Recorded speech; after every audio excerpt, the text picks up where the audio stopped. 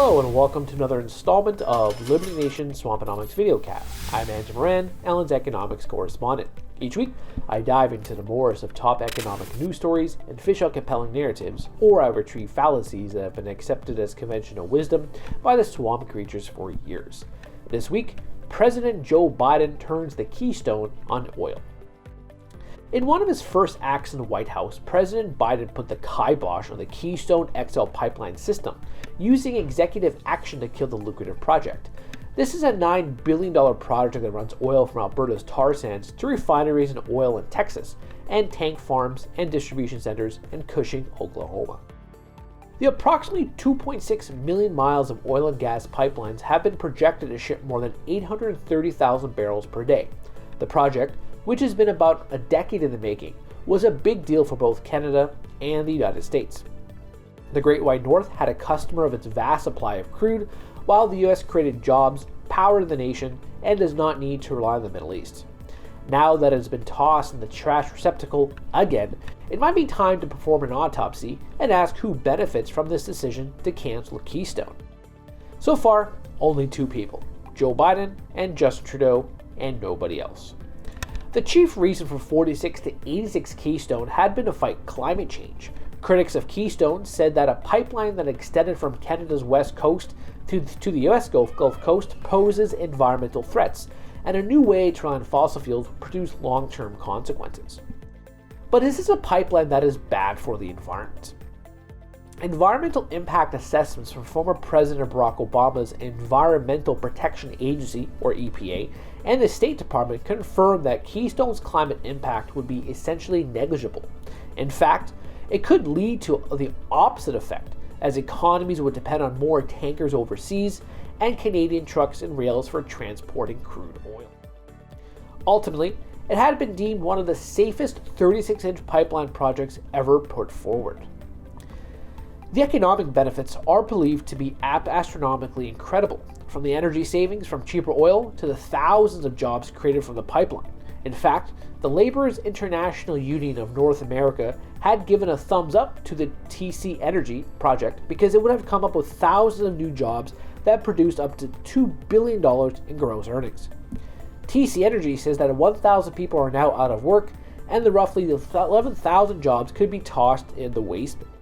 LIUNA is now upset, tweeting that, quote, "The anticipated decision to cancel the Keystone Pipeline will kill thousands of good-paying union jobs."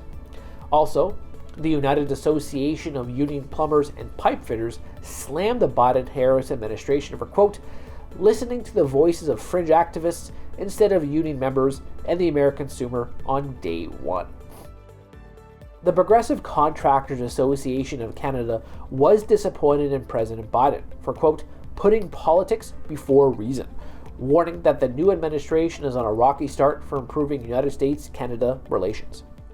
Even Native American and Indigenous people are upset by the news. Chief Alvin Francis is president of the Natural Law Energy, a coalition of Indigenous groups that supported the Keystone Pipeline. He argued that it would have provided a great many long-term jobs for Indigenous peoples and enabled new infrastructure for many reserves. And if you have been following Canada's dreadful handling of this issue for decades, Keystone could have been a welcome injection for a troubled community. So, now Keystone XL could be sold for scraps, according to TC Energy. The company said it will stop capitalizing costs, including interest, during construction almost immediately. And it will evaluate the carrying value of its investment in the pipeline net of project recoveries. Albertan taxpayers will now also be on the hook for a vast sum of loonies and toonies. As Liberty Nation reported at the time, Alberta's United Conservative Party Premier Jason Kenney invested $1.5 billion of taxpayer money in the project, plus about $6 billion in loan guarantees, to ensure Keystone would be completed. Kenney is now wringing his hands in the air to get Prime Minister Justin Trudeau to turn things around. It turns out that this could be a win for Prime Minister Justin Trudeau. The Prime Minister has been trying to strike a fine balance between being a progressive champion for climate change and advancing Canada's biggest resource, crude oil. This meant that he had to give approval to various oil and gas projects that might have violated the woke creed. Now that the work has been done for Prime Minister Trudeau, he can claim that his hands are tied and that he wanted to move Keystone ahead, but it is not his fault.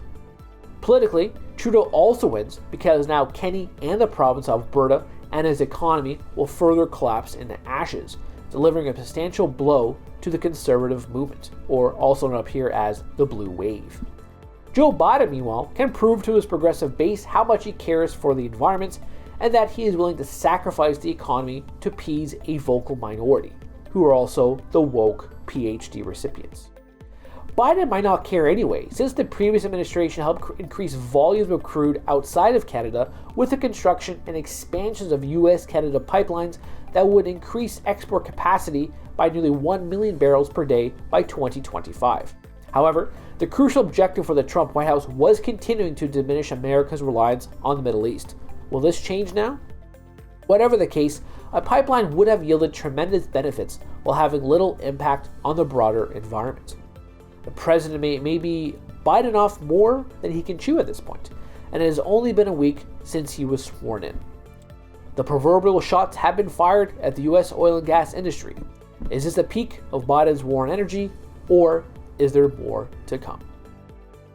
That's it for me this week. Please read my full Swamponomics column, where we discuss President Biden's other executive decision on US oil and gas, the war on agricultural exports, and the demise of Canadian small business. Thank you. Go deeper on the topic discussed in this video, head on over to one of these links here or go to our Liberty Nation Roku channel. Thanks so much for watching, and don't forget to subscribe and hit the notification bell for Liberty.